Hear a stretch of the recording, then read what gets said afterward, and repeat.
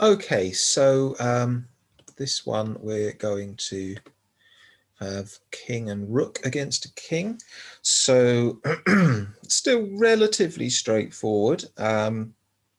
Not quite as easy as the king and queen because the rook doesn't have the diagonal move, but still very, very similar method. And hopefully you shouldn't be walking into stalemates too easily. Should be able to do this within 20 moves or so most of the time from any position, but the rules of chess are that you have excuse me, that you have 50 moves of your own without a pawn move or a capture to complete the game. So as long as you can do it within 50 turns, you should be fine. Your own 50 of your own turns as well. It's not 25 each. You've got 50 goes. So it should be straightforward. So the first thing to do is recognize some of the patterns. So here we have a rook on a5 is attacking the king horizontally in the same way that a queen, and by the way, any of these would also be checkmate with a queen, of course. And the king can't escape to b7, b8 because of the white king. So it's always teamwork. The rook here is attacking the white king horizontally on the 8th rank, and again the white king can't escape because of the black king. And a very similar one here, the rook attacking along the 1st rank. Black king cannot escape here because the white king is guarding the escape square. So this is very much teamwork. Things to sort of avoid in this position. If it's black to move, all's well and good because, oh, excuse me, I swallowed my breath, because the rook can move away and it's no big deal. You'd be checkmate within a few moves. But if it's white to move in this position, it's actually stalemate because the king isn't attacked. Remember, it's a rook, not a queen, and there's no legal move. Both of the two squares are covered by the rook. So you have to be a little careful of stalemates. And similarly, this one here, that if this was a queen would be checkmate, isn't, because the king now can slide out to one side. So not quite so straightforward as it is with the queen. Oh, didn't realize those lines were all going to appear. Okay.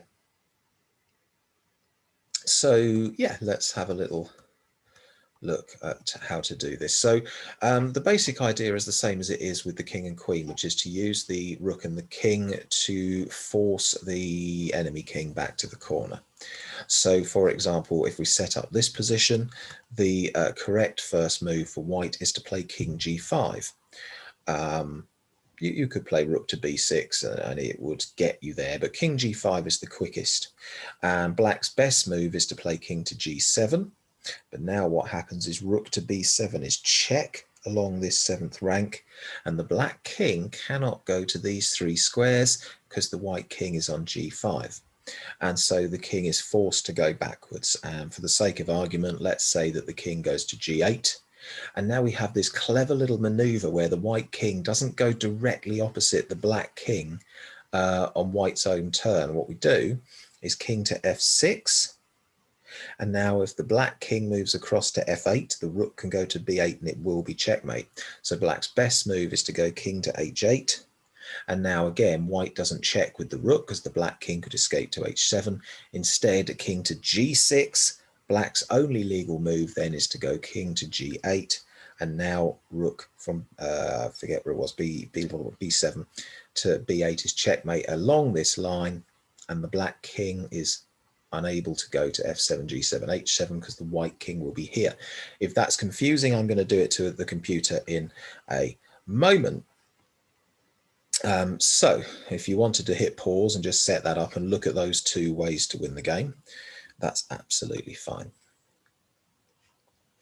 So this pattern is important. It deserves a bigger diagram. So the way to force the black king backwards is to be opposite the enemy king when it's your turn. This is no good when it's black's turn because the black king would go to d6 or f6, and then when rook gives check, the black king will escape. Which is why I was putting the king, to one side in that previous example. So the black king ends up having to move into opposition. So we force backwards. Okay, and if it's black to move, so king to d6, the correct move then is rook to c3, just guarding the c6 square, and then the black king has to go back to e6, and rook to c6 is forcing the king back slowly but surely, bit by bit.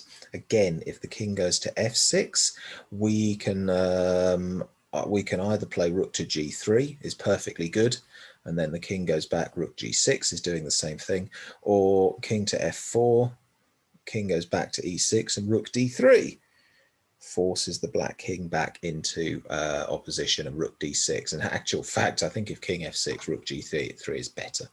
But the pattern's fine, and you'll see it shortly when I do this with the computer.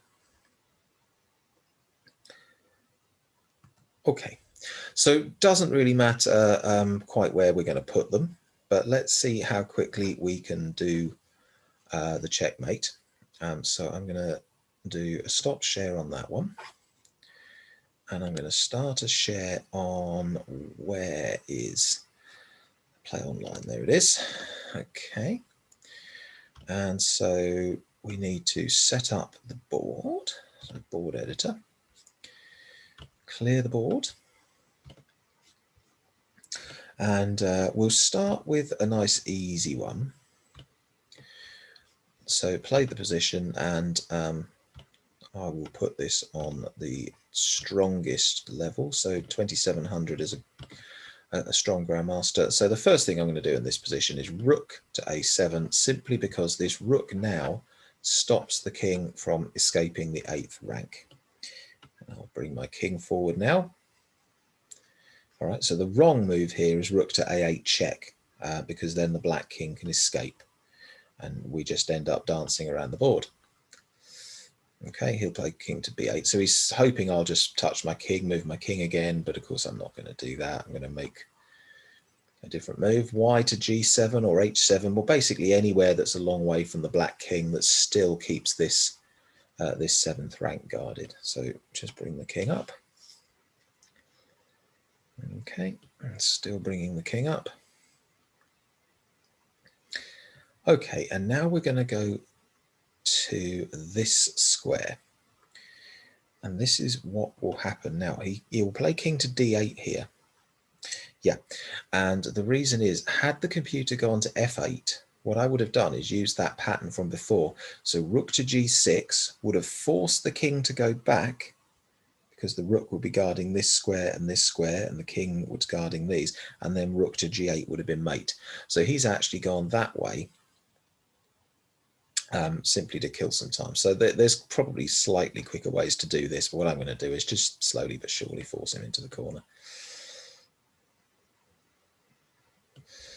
Okay, now rook to e6. He has to play across. I'm now going to go there. And you'll see he has to play b8. And now I'm going to go here. And whatever he does, we're checkmate in 3. So king to a8 from black now is just checkmate. And if I go rook to d6, that's now guarding these 2 squares. The white king is guarding that square. And so he has to play king to b8. And we have checkmate. There's the attack from the rook. These 3 squares are guarded. Okay, let's do one with the black king starting in the middle of the board.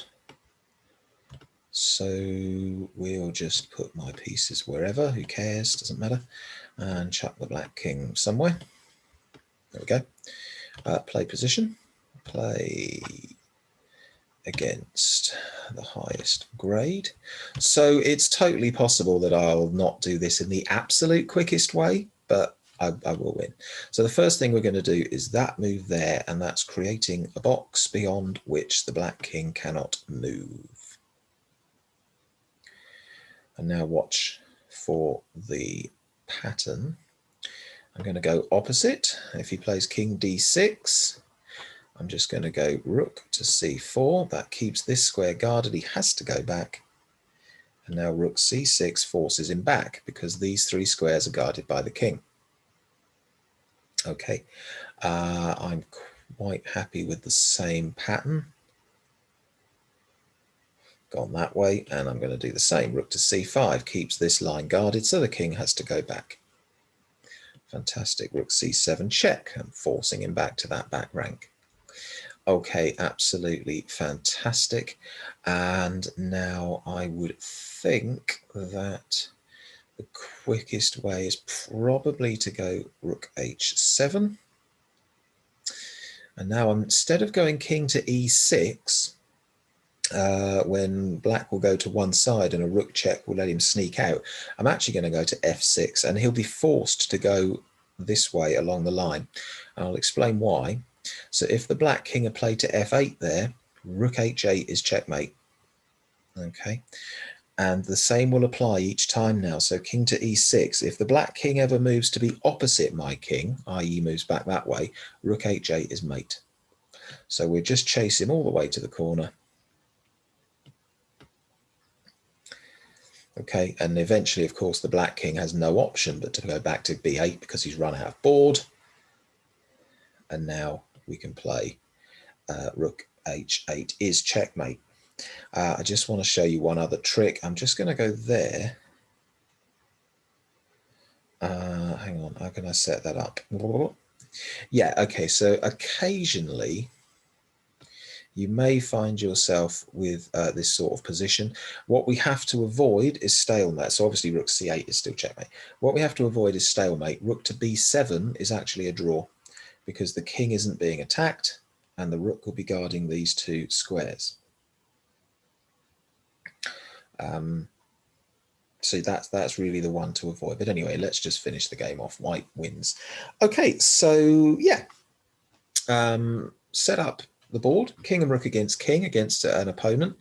Or you could play it against the computer. You could play it on here. If you find this site, quite good fun. And just practice giving the checkmate with king and rook against king. Okay, enjoy your chess.